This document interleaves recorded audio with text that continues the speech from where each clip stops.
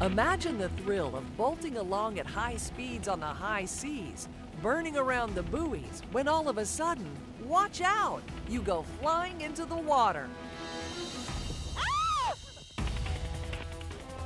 It looks like I'm doing a backwards choreographed dive.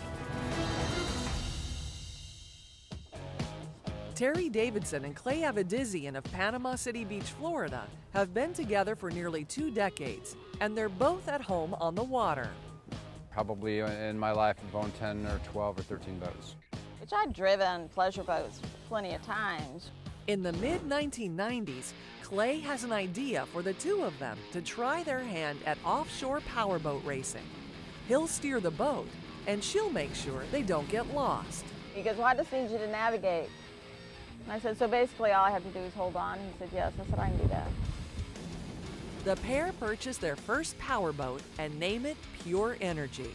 The Pure Energy boat was the fastest boat, which would run right at 90 miles an hour. It was just a 26-foot single-engine boat. They raced Pure Energy for 3 years, finishing at or near the top at several events. In 2000, they decide to up the ante by getting an even bigger boat. The Lady Hustler was a 38-footer with twin engines, and it would just top out about 85 to 88. Clay figures, since they have a new boat, why not try a new driver to boot? He asks Terry to get behind the wheel of the Lady Hustler, and she agrees. It's April 9th, 2000 at the Florida Spring Fling in East Lake Tohopekaliga in St. Cloud. It was an opportunity for everybody to kind of get some of the bugs worked out. We were a new team as far as Terry driving, and our first time racing the Lady Hustler. It was kind of nerve-wracking, but what Clay had said is that he wanted for us to stay in the back and just let everybody go so that I could get comfortable with handling the boat. The race begins, and as seen from a camera mounted on the front of the boat, things are going smoothly for Team Lady Hustler.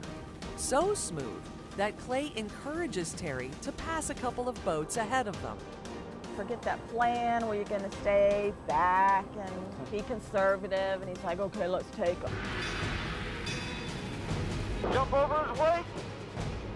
I either wanted to go in between the two of them and handle the two wakes, or I wanted to go on the outside of them. And he said, no, go on the inside. So I did, and I listened to what he said. I tell you to turn, turn. All right.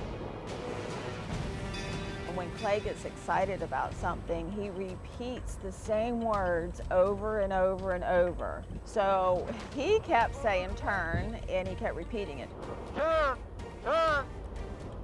And I kept turning it and turning it. Straight now. And simultaneously at the same time, one of the wakes from the boats in front of us hit right at the bow.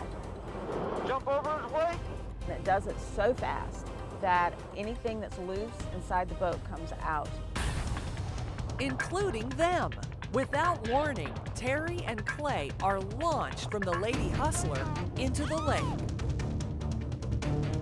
It was totally unexpected that we'd ever be thrown out of the boat. The first time I hit the water, my arms and legs were going in every direction.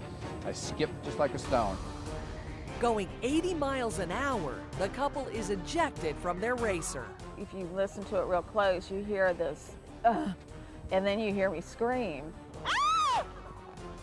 It was the impact of that wake hitting, and I just remember my head hitting, and then I went in. The whole scene just slowed right down for me. I didn't know what had happened.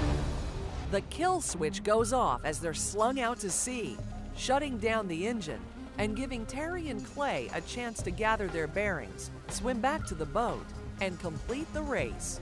They finish dead last. There was only one other girl that was racing, and she did earn the respect for getting back in the boat and finishing the race. They come out of the boating accident unscathed. The couple goes on to race the Lady Hustler for 2 more years before drifting away from the racing scene in 2002. It's not a sport where you really make any money at it. It's really self-funded. It's a hobby. With offshore powerboat racing now in their wake, these days, Terry and Clay have switched gears entirely, focusing their attention on land. In fact, you can say that they've gone to the dogs. It's been 10 years now. Worked with different shelters and rescue groups, and currently I'm the president of the Humane Society here in Bay County.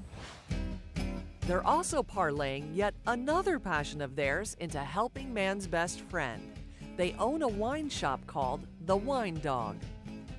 Looking back, Terry and Clay have cherished memories of the ups and downs and ins and outs of their racing days. But this video caught on camera was surely not their finest hour. And you have to remember as to, how fortunate we really were. We were very, very lucky.